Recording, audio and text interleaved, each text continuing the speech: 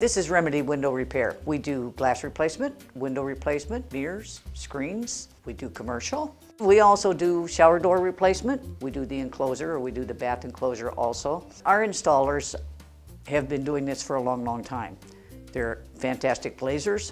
They're great window repair people. They know what they're doing, and they're very good with customers. They treat the customer's house like it's their own house, and that's our main goal. We want them to be comfortable with us going in their house and talking to them.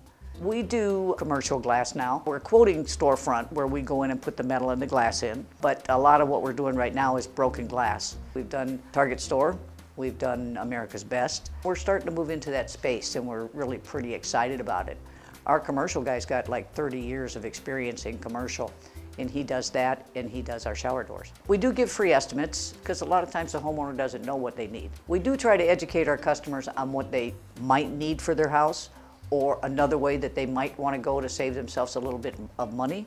I want the customer to feel comfortable doing business with us. I want them to feel comfortable that we're going to do what they want us to do, reasonably priced. Of course, we want to make a profit, but we don't gouge them.